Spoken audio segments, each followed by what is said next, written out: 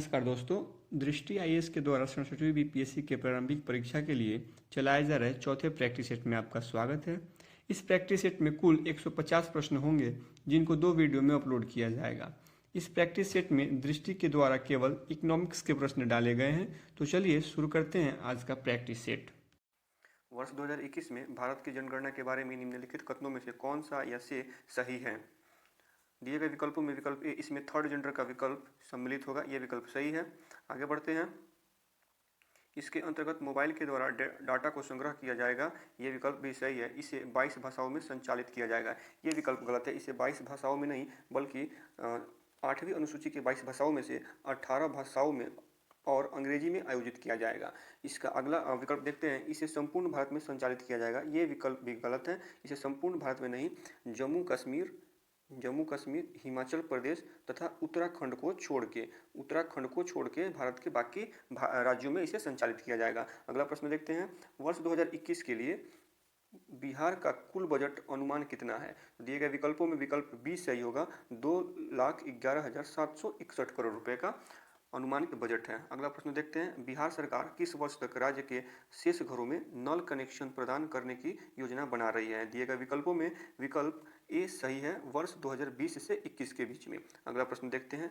Bihar budget 2020-21 में सर्व शिक्षा अभियान के लिए कितना धन आवंटित किया गया है? दिए गए विकल्पों में विकल्प सी इसका सही आंसर होगा। 14,014 करोड़ रुपए सर्व शिक्षा अभियान के लिए आवंटित किया गया है। अगला प्रश्न देखते हैं। प्रधानमंत्री ने निम्नलिखित में से किस राज्य में लगभग 900 करोड़ रुपए परिव्यय की पेट्रोलियम परियोजनाओं का वर्चुअल उद्घाटन किया है?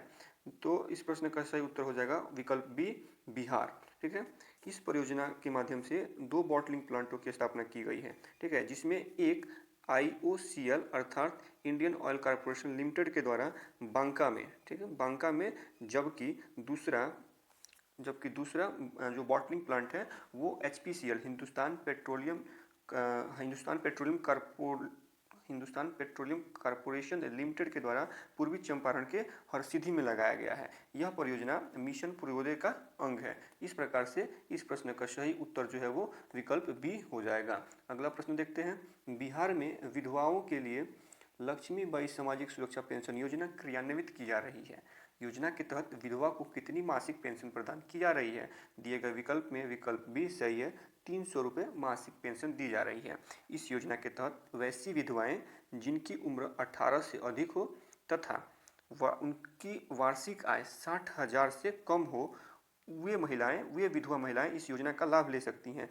किंतु इसमें एक कंडीशन है कि वो राष्ट्रीय पेंशन योजना का लाभ न ले रही हो, तभी ये महिलाएं इस पेंशन योजना का लाभ ले सकती हैं। चलिए अगला प्रश्न देखते हैं। अगला प्रश्न है।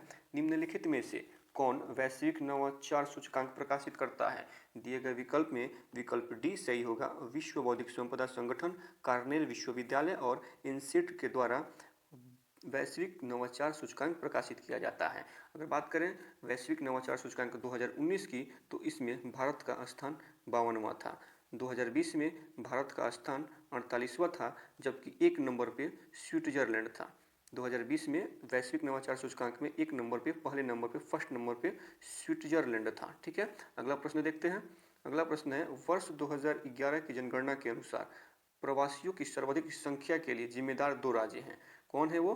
तो दिए गए विकल्प में विकल्प डी जो है वो सही है, उत्तर प्रदेश और बिहार। अगला प्रश्न देखते हैं। अगला प्रश्न। प्रधानमंत्री नरेंद्र मोदी ने निम्नलिखित संगठनों में से किसकी 75वीं वर्षगांठ के अवसर पर 75 रुपये मूल्य का स्मारक सिक्का जारी किया? दिए गए विकल्प में विकल्प डी सही है, खाद्य और कृषि संगठन के वर्षगांठ पे। अगला प्रश्न देखते हैं। स्वतंत्रता पूर्व भारत में गरीबी रेखा का सबसे पहला अनुमान किसके द्वारा प्रस्तुत किया गया था? तो आसान सा सवाल है, दादा भाई नौरोजी के द्वारा यह प्रस्तुत किया गया था। और दादा भाई नौरोजी की एक प्रसिद्ध पुस्तक है जो अक्सर सवाल एग्जाम में पूछ लिया जाता है, और उनके पुस्तक का नाम है poverty and un British rule in India.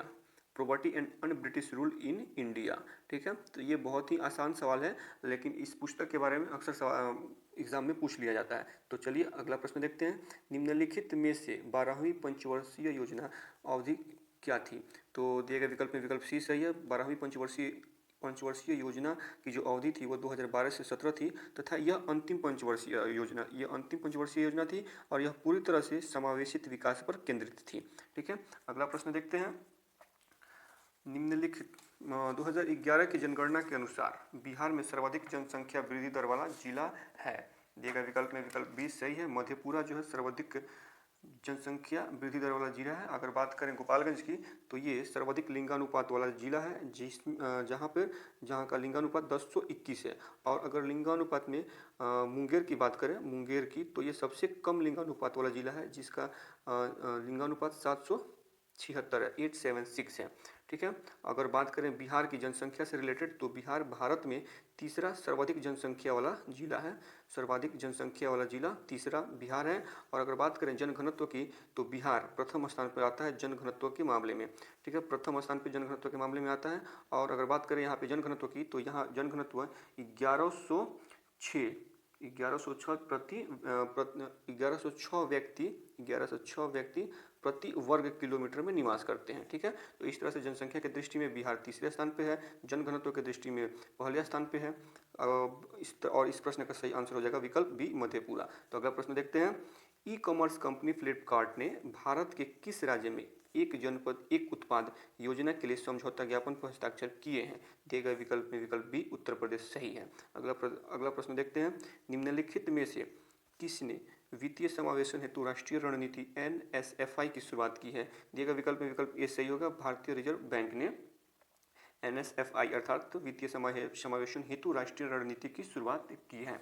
अगला प्रश्न देखते हैं। आयुष्मान भारत किस नीति के तहत प्रधानमंत्री द्वारा शुरू की गई एक राष्ट्रीय पहल है? इसका सही आंसर हो जाएगा विकल्प डी, राष्ट्रीय स्वास्थ्य नीति 2017। इस योजना का उद्देश्य प्राथमिक, द्वितीय तथा तृतीय स्तरों पर स्वास्थ्य सेवा प्रणाली की बाधाओं को समाप्त करना है। ठीक है, अगला प्रश्न देखते हैं। जनगणना 2011 के अनुसार बिहार की साक्षरता दर कितनी है?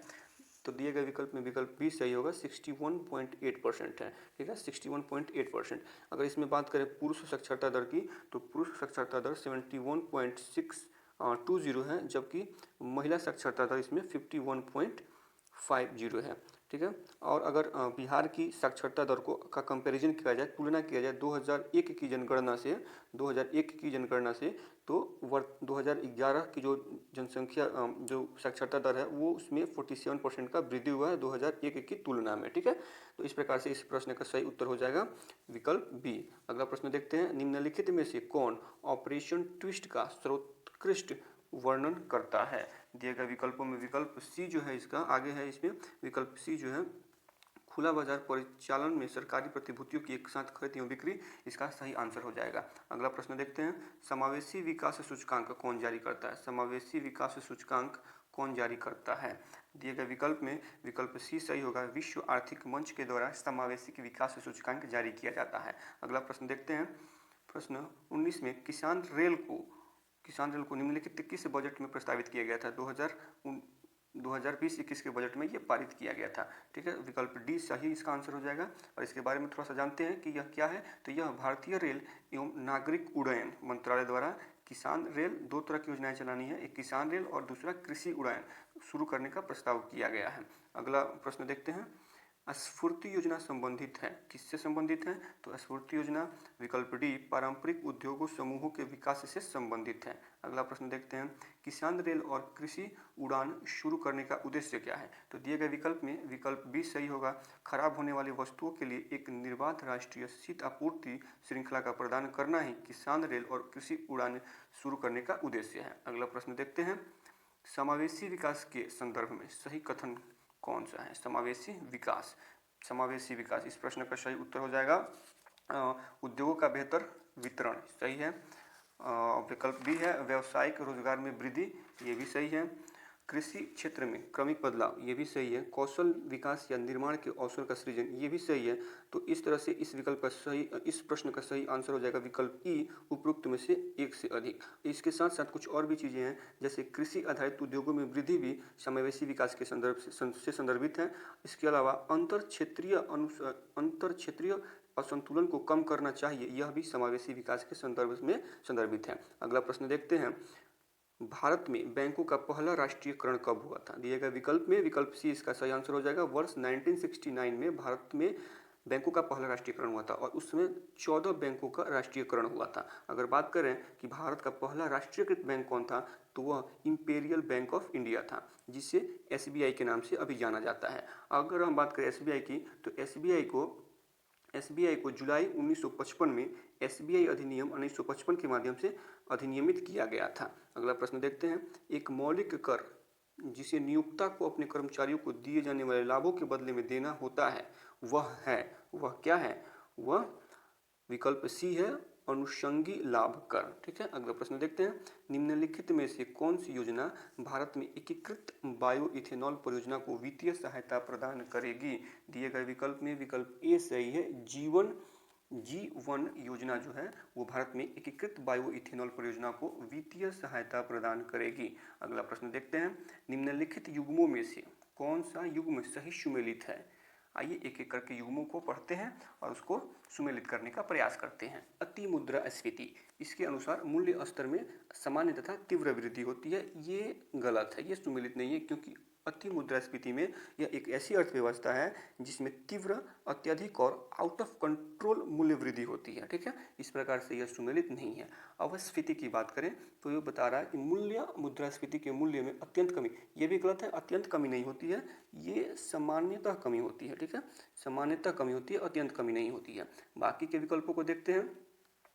बाकी के विकल्प दिए गए हैं, प्रवावस्थिति, इसमें अवस्थिति के प्रभाव को रोकने के लिए एक नीति, ये सही है। आगे के विकल्प को देखते हैं, अवरुद्धात्मक स्फीति, धीमी गति से आर्थिक विकास और अपेक्षाकृत उच्च बेरोजगारी के साथ मुद्रास्फीति में वृद्धि। इस प्रश्न में विकल्प सी और डी सही है, इसलिए इस प्रश्न का सही आंसर विकल्प ई हो जाएगा, उपरोक्त में से एक से अधिक।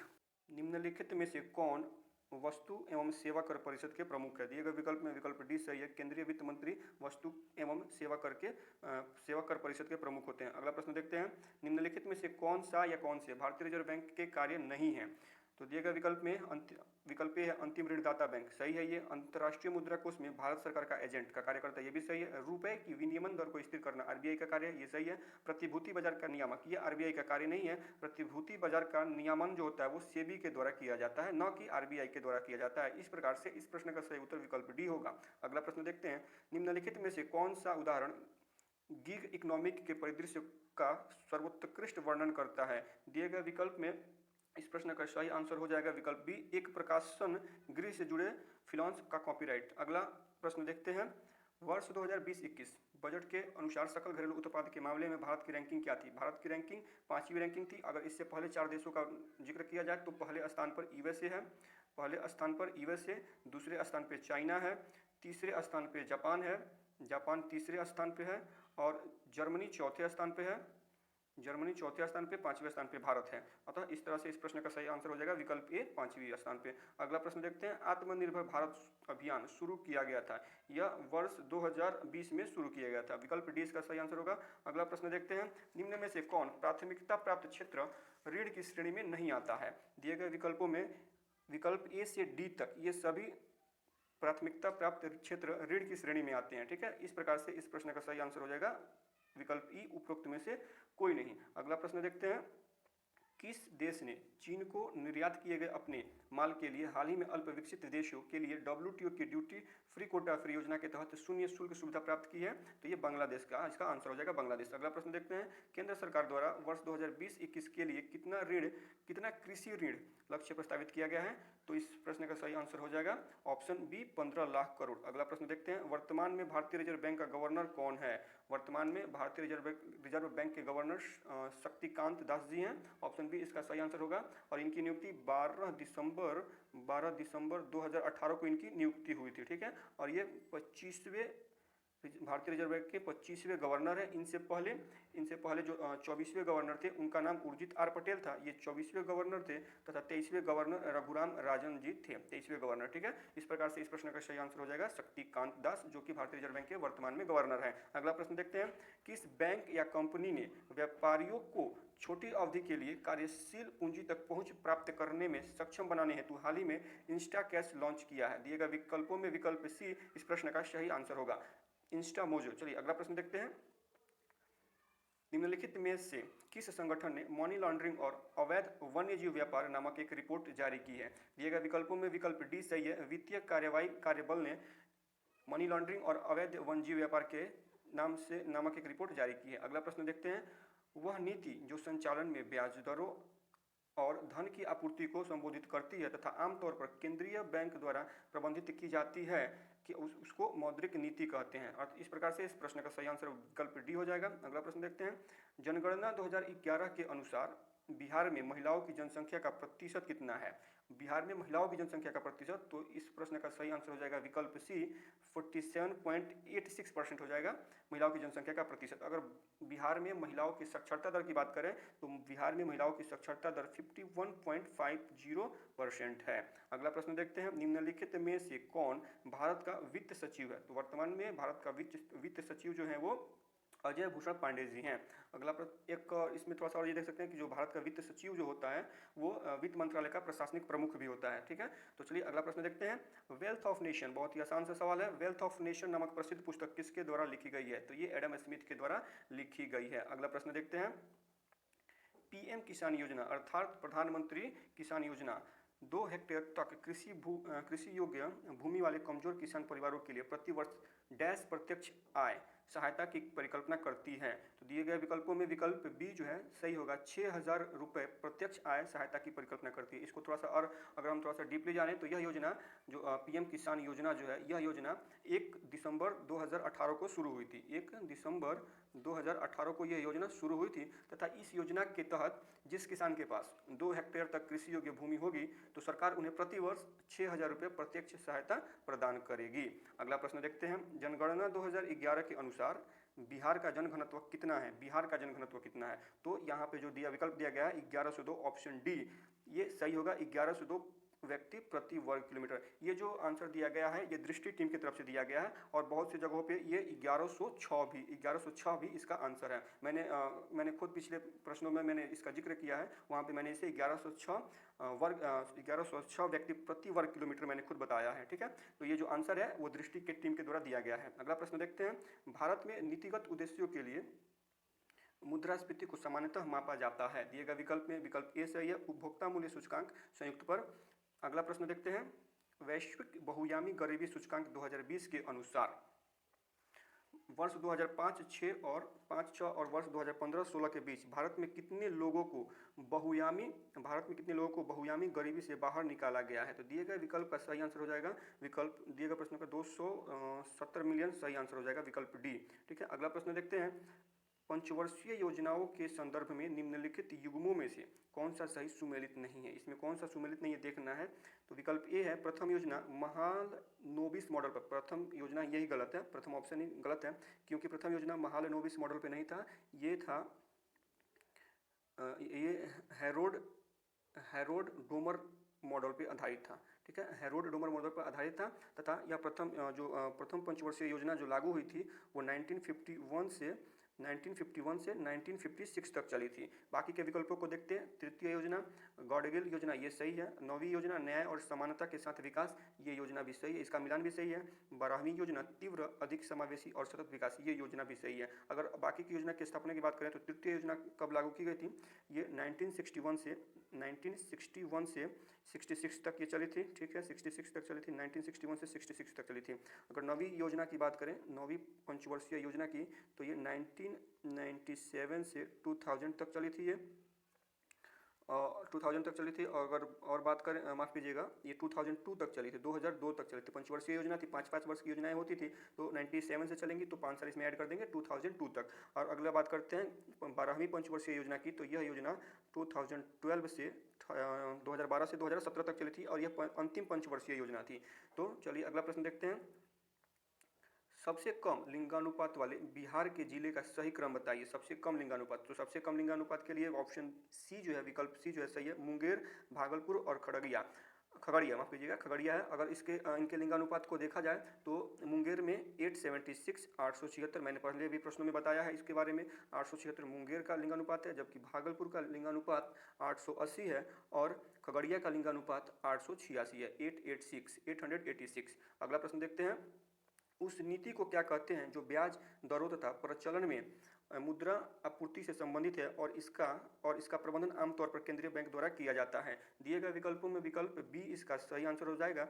उस नीति को मौद्रिक नीति कहा जाता है। अगला प्रश्न देखते हैं, भारत में फसल उत्पादन के लक्ष्यों को तय नहीं करने वाली पहली पंचवर्षीय योजना कौन सी थी? तो ये 10वीं पंचवर्षीय योजना थी। ठीक है, अगला प्रश्न देखते हैं, जब घाटे के बजट को मुद्रा के मुद्रण के माध्यम से वित्त पोषित किया जाता है तो इसे कहा जाता है, इसे क्या कहा जाता है?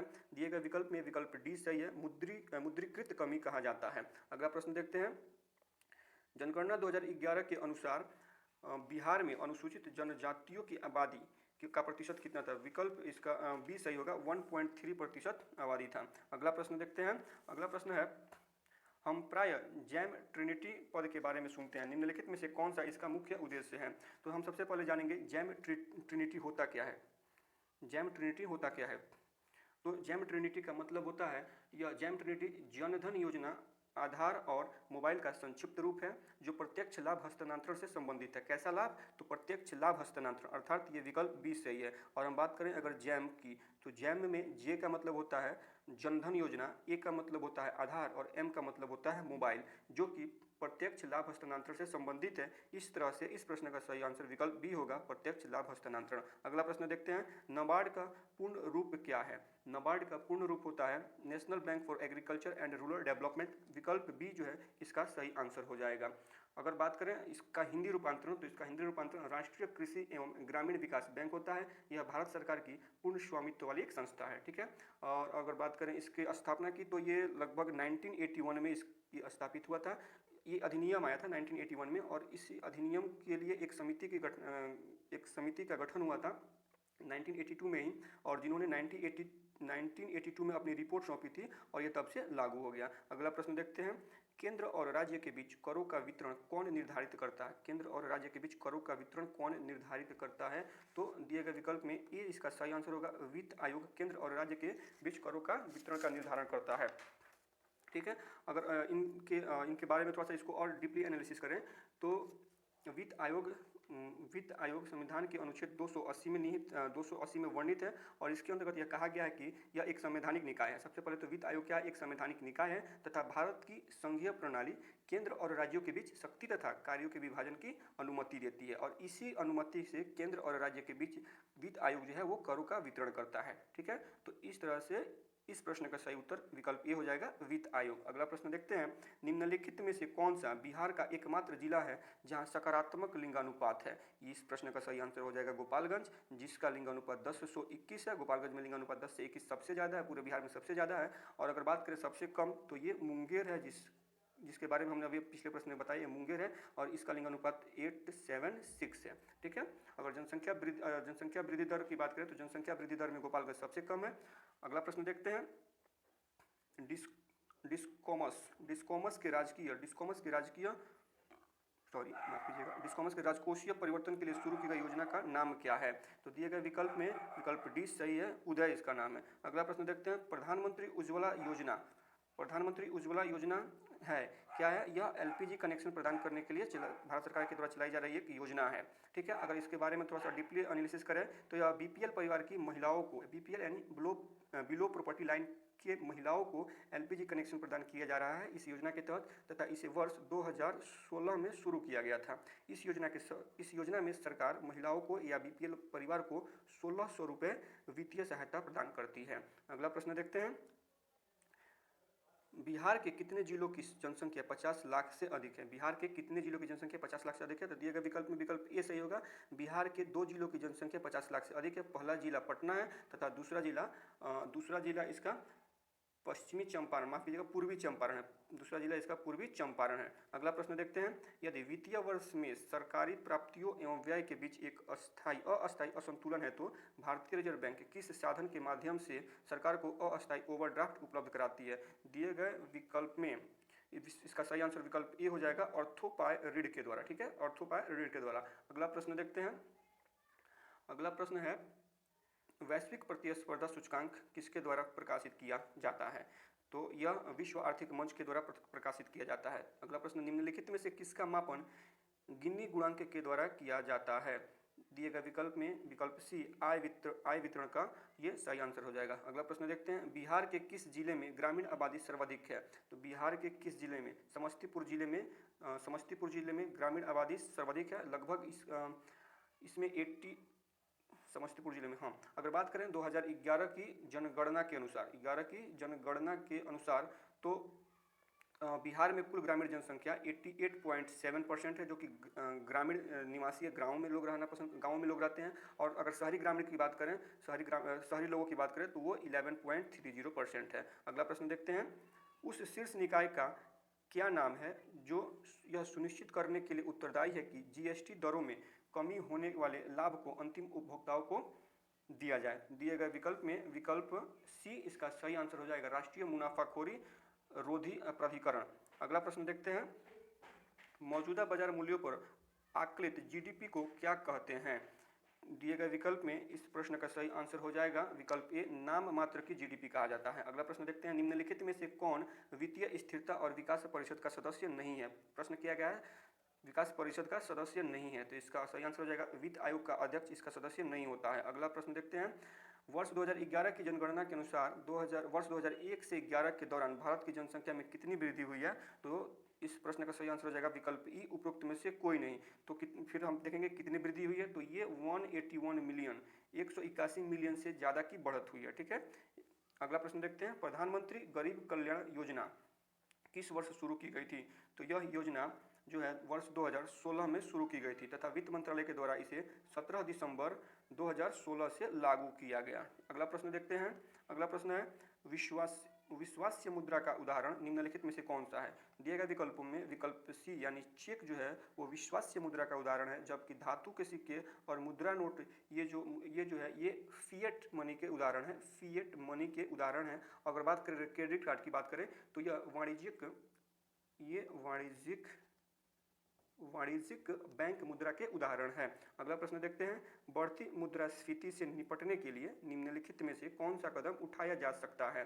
दिए गए विकल्पों में विकल्प डी सही है, नगद आरक्षित अनुपात बढ़ाकर। अगला प्रश्न देखते हैं, वर्ष 1872 से वर्ष 2021 की जनगणना होगी, कौन सी जनगणना होगी? दिए गए विकल्प में विकल्प सी सही है, यह 16वीं जनगणना राष्ट्रीय जनगणना होगी। अगर बात करें आज़ादी के बाद की तो ये आज़ादी के बाद से ये 8वीं जनगणना होगी, 8वीं जनगणना होगी। अगर बात कर लें जनगणना के बारे में थोड़ी सी और चर्चा कर लें तो ये अंग्रेजी सहित 8वीं अनुसूची में, भारत की 8वीं अनुसूची में 22 भाषाएं शामिल है, उसमें से 18 भाषाओं में और अंग्रेजी में इसका इसको प्रकाशित किया जाएगा। तथा यह इस बार की जनगणना जो होगी जम्मू कश्मीर, हिमाचल प्रदेश तथा एक और राज्य है उत्तराखंड, इसको छोड़ के लगभग भारत के सभी राज्यों में ये जनगणना की जाएगी। अगला प्रश्न देखते हैं, प्रधानमंत्री श्रम योगी मानधन PMSYM योजना के संबंध में निम्नलिखित कथनों में से कौन सा सही नहीं है? तो दिए गए विकल्प में विकल्प ए सही नहीं है, इसे सामाजिक न्याय एवं अधिकारिता मंत्रालय के तहत लॉन्च किया जाता है, ये गलत है। इसे श्रम एवं रोजगार मंत्रालय, अगर हम इसे लिखना चाहें तो श्रम एवं रोजगार मंत्रालय के द्वारा इसे लागू किया गया है। ठीक है, अगला प्रश्न देखें, बाकी के विकल्प जो है इसमें सही है। ठीक है, इसे वर्ष 2019 में लॉन्च किया गया था, ये भी सही है। यह विश्व की सबसे बड़ी पेंशन योजना, ये सही है। इसे असंगठित श्रमिकों की वृद्धि एवं सामाजिक सुरक्षा के लिए प्रस्तुत किया गया, ये सारे सही हैं। ऑप्शन ई जो था यही गलत था। ठीक है, अगला प्रश्न देखते हैं, सकल मूल्य वर्धित जीवीए और सकल घरेलू उत्पाद GDP के बीच के संबंध को निम्नलिखित में से कौन सा सही ढंग से व्यक्त करता है? तो दिए गए विकल्प में इसका विकल्प ई सही होगा, उपरोक्त में से कोई नहीं, क्योंकि जीवीए का सही संबंध GDP माइनस अप्रत्यक्ष कर, अगर यहाँ पे ये प्लस हो जाता तब जाके इसका संबंध सही हो जाता, अर्थात GVA equal to GDP minus अप्रत्यक्ष कर प्लस सब्सिडी, तब ये जाके सही हो जाता, लेकिन यहाँ पे माइनस था इसलिए ये सही नहीं था। ठीक है, अगला प्रश्न देखते हैं, निम्नलिखित में से कौन रिकॉर्डियन समतुल्यता पद को परिभाषित करता है?